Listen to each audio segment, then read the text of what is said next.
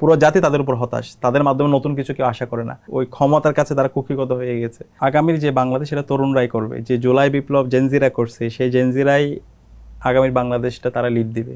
আগামী 5 থেকে 10 বছরের মধ্যে বাংলাদেশের এই জেনারেশনটাই বাংলাদেশের প্রত্যেকটা জায়গায় থাকবে। সেটা সিভিল সোসাইটি বলেন, সেটা অ্যাডমিনিস্ট্রেশন বলেন, সেটা পলিটিক্স বলেন, সেটা ল মেকার যারা আছে এখন, এমপি বলেন, যারা হচ্ছে রিপ্রেজেন্টেটিভ হবে, ইলেক্টেড রিপ্রেজেন্টেটিভ, একদম হচ্ছে তৃণমূল থেকে শুরু করে একদম হচ্ছে কেন্দ্র পর্যন্ত প্রত্যেকটা জায়গায় এই তরুণরাই নেতৃত্ব দেবে। এবং এই জুলাইয়ের মাধ্যমে তরুণরা এম্পাওয়ার হয়েছে। তরুণরা এখন রাজনীতিকে তারা ভালোবাসতে শিখেছে, তারা রাষ্ট্র নিয়ে ভাবে, সমাজ নিয়ে ভাবে, তারা সমাজে মেন স্ট্রিম হয়েছে।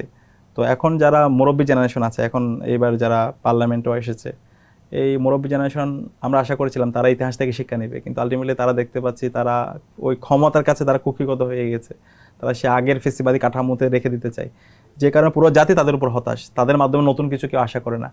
তো আমি আশাবাদী জুলাইয়ের যে জেনারেশন, সেই জেনারেশন আগামী 5 থেকে 10 বছরের মধ্যে পুরো বাংলাদেশের প্রত্যেকটা জায়গায় নেতৃত্ব দিবে। তাদের মাধ্যমে বাংলাদেশের এই আমূল পরিবর্তনটা সম্ভব। জুলাইয়ের যে আকাঙ্ক্ষা, যে একটা ফেসিবাদী কাঠামোকে বিলুপ্ত করে নতুন রাজনৈতিক সংস্কৃতি বিনির্মাণ করা, প্রতিষ্ঠানগুলোকে শক্তিশালী করা, দেশের মধ্যে ইনসাফ কায়েম করা, চেকস অ্যান্ড ব্যালেন্স নিশ্চিত করা, তো এই প্রজন্ম এটা পারবে। তো এই প্রজন্ম যেখানে হোক, সেটা ছাত্র শিবির, সেটা ছাত্রদল, ছাত্র শক্তি, অথবা যারা আছে একটা বড় অংশ, এই যে প্রাইভেট ইউনিভার্সিটি, বিভিন্ন জায়গায় তারা রাজনীতি করে না, এরাও এখন রাজনীতিতে এঙ্গেজ হচ্ছে, তারা সিভিল সোসাইটিতে আসতেছে।